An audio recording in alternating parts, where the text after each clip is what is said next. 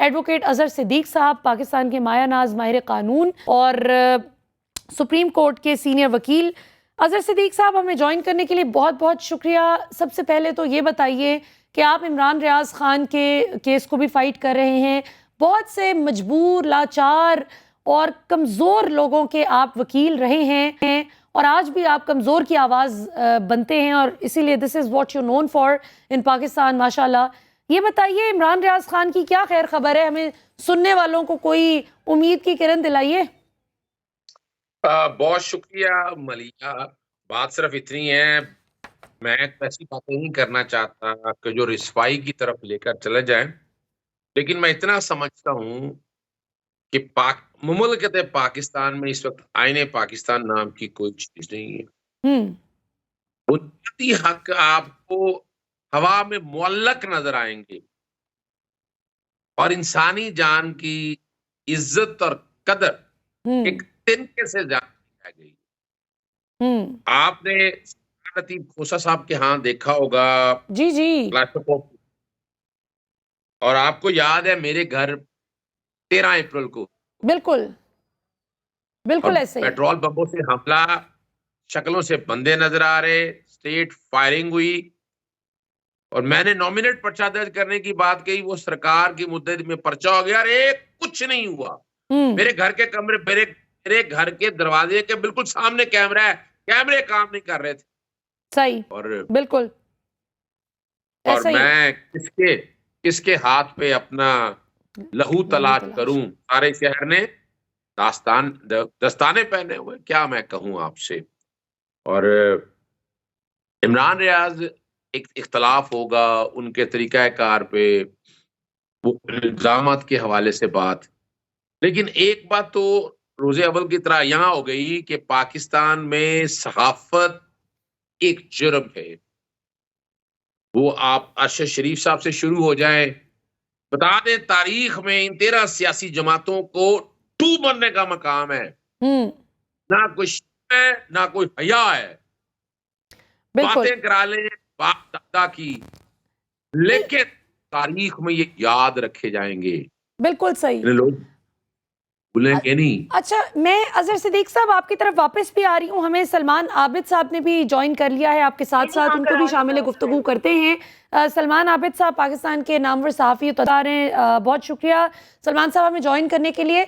बात हो रही है जी इस वक्त जो मौजूदा रजीम है, मैं कल के प्रोग्राम में भी ये बात कर रही थी कि इस वक्त जो सारी सूरत हाल नज़र आ रही है, PDM हुकूमत के ये मुख्तसर सा अगरचे ये दौरानिया है, लेकिन ऐसा महसूस होता है कि गोया ये 14 माह 14 साल पर मुहीत हों। इस कदर पाकिस्तानी अवाम पर जिस किस्म का तशद्दुद नज़र आ रहा है, जैसे बुनियादी इंसानी हुकूक की पामाली नज़र आ रही है। मुझे याद पड़ता है कि गुज़िश्ता हुकूमत में जब हमारे एक सीनियर सहाफ़ी मतीउल्लाह जान साहब कुछ देर के लिए वो कोई उनको ले गया तो इतना शोर मचा था, हमारी सहाफ़ती बरादरी ने भी बहुत शोर मचाया और साबिक़ वज़ीर आज़म साहब ने ये कहा कि मैंने बाकायदा इस पे खुद कोशिश करके पता लगवाया कि क्या वजह है और मैंने इंश्योर किया कि वो अपने घर पहुंचे। कुछ ही घंटों में मतीउल्लाह जान अपने घर पहुंच गए थे। क्या वजह है सलमान आबिद साहब के इमरान रियाज खान के लिए हमें वैसी आवाज़ बुलंद करते हुए सहाफ़ती कम्युनिटी भी अपनी नज़र नहीं आ रही? देखिए मलिया, बात यह है कि जब भी मोरख तारीख लिखेगा वो ये लिखेगा कि ये जो रिजीम चेंज है इसने पाकिस्तान को 20-25 साल पीछे की तरफ धकेल दिया है, सियासी तौर पे भी, माशी तौर पे भी, इदारा जाती सतह के ऊपर भी। आप देखिए ना, बेबसी ये है कि यहाँ जज फैसला सुना रहे हैं और साथ साथ ये कह रहे हैं कि हम अमल दरामद करने की पोजीशन में नहीं है, या लोगों को सब्र की तलकीन कर रहे हैं, या ये कह रहे हैं कि अगर आप प्रेस कॉन्फ्रेंस कर लें तो आपकी जान छूट जाएगी, हमारी जमानत देने से आपकी जान नहीं छूटेगी। इंसानी हकूक की सूरत हाल जो है अभी अजहर सिद्दीक साहब आपको बता रहे हैं, मजीद बताने की जरूरत नहीं है। 14-14, 20-20 दिन, 30 दिन तक लोगों को शनाख्त पेट के नाम पर जेलों में रखा गया है और औरतों को खासतौर पर पेश नहीं किया जा रहा।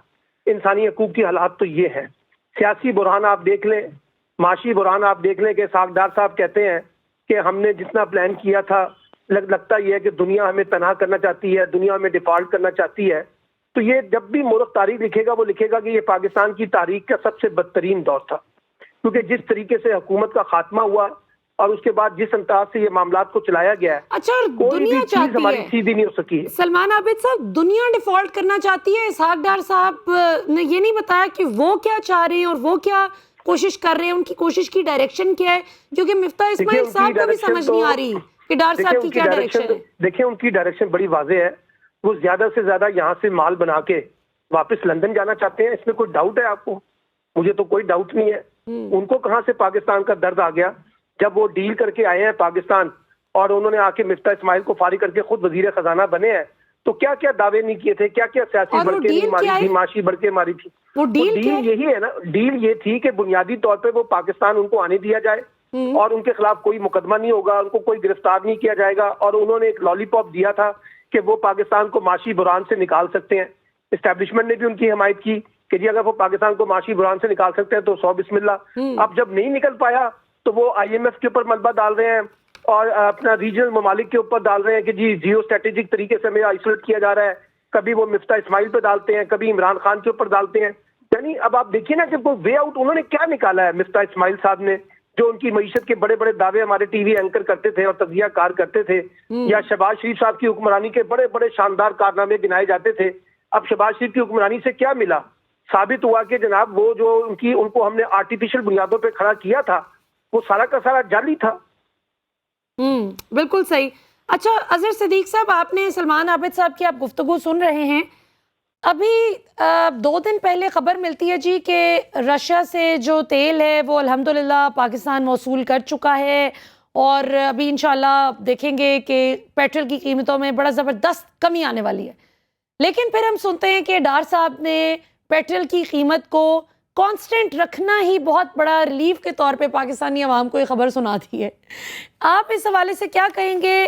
थोड़ा सा मैं इंटरनेशनल डिप्लोमेसी के एंगल से पूछना चाहूँगी आप दोनों से बारी बारी ये सवाल कि जब पिछली हुकूमत गई थी तो उसमें बार बार ये पॉइंट रिएट्रेट किया जाता था कि जी चूँकि फॉर्मर प्राइम मिनिस्टर रशिया चले गए, वो जाना नहीं बनता था, वो वक्त नहीं था, वो यूक्रेन पे हमला करने वाला था रशिया, वो टाइमिंग गलत थी।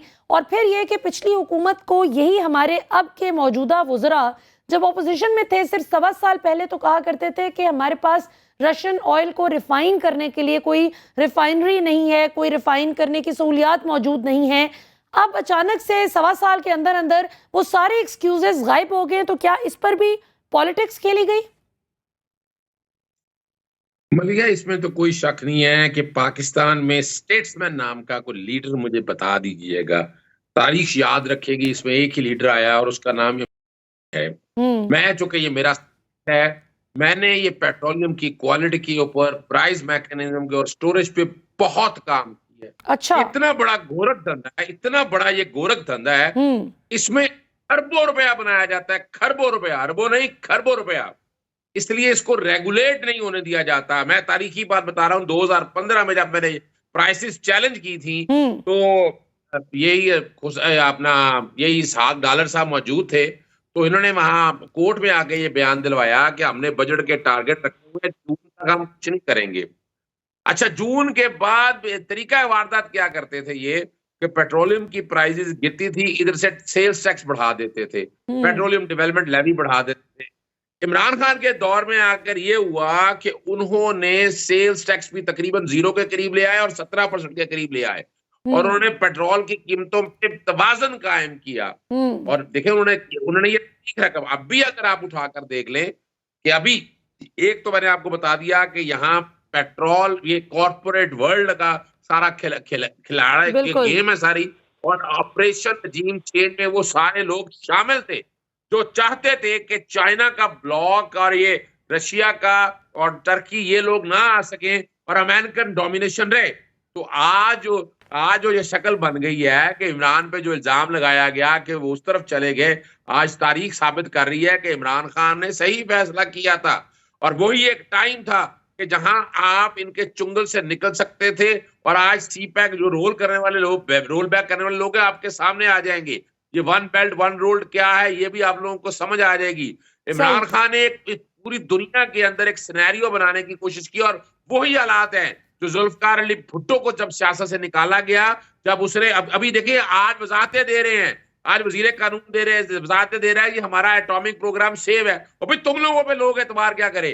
तुम लोग तो वो हो कि जो कल ये भी भेजाओगे। याद रखिएगा, ये इनके बैठे कहीं ना कहीं ये डीलें हो रही होंगी, इन्हें इससे क्या ताल्लुक? यानी ये वो हुक्मरान है जिनकी जदादें बाहर हैं, कुरानी करने पाकिस्तान में आते हैं, कल इनको कौन पूछेगा? कोई इनको पूछेगा नहीं। बिल्कुल सवाल सही। बड़ा वाज़ेह है, अब इन हालात के अंदर स्टेट्समैन बनने के लिए कौन है? और वो हमने लीडर हमने खो दिया। हम अपने इक़्तिदार की जंग में लगे हुए हैं, हम चाहते हैं हम इक़्तिदार पे कब्जा रखें, लेकिन इससे नुकसान अवाम को हो गया।